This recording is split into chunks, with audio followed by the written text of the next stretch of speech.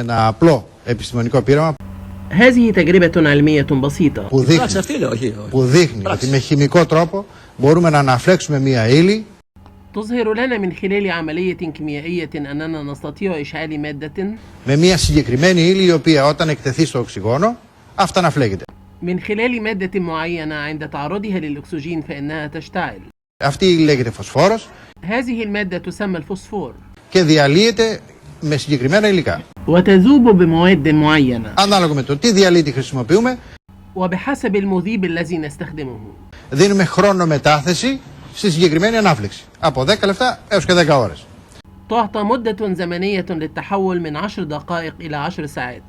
Το συγκεκριμένο υλικό είναι φωσφόρος και διθιάνθρακας. المادة المحددة هي الفوسفور والكربون.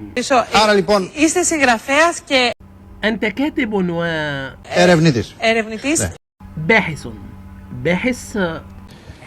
Λοιπόν, παρακαλώ σιγά σιγά να δείξουμε στην κάμερα τη διαδικασία. حسنا دعونا نشاهد العملية خطوة بخطوة. Εδώ μέσα σε αυτό το Εδώ μέσα είναι το μπουκαλάκι διάλειμμα.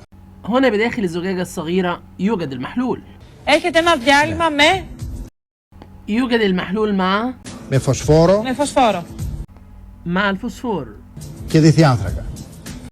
وكربون. Φωσφόρο και διθιάνθρακα. فوسفور وكربون. Ο φωσφόρος είναι σε μικρά ψήγματα μέσα στο διθιάνθρακα. Ναι.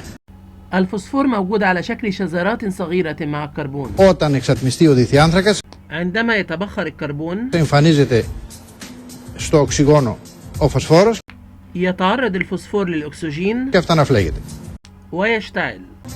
Και αυτά θα ανάψουν μόνα τους μετά από πόσο χρονικό διάστημα? وهذا كله سيشتعل من ذاته بعد كم من الوقت تقريبا؟ Γύρω στα 15 λεπτά. في حوالي 15 دقيقة. Μετά από 15 λεπτά. بعد 15 دقيقة.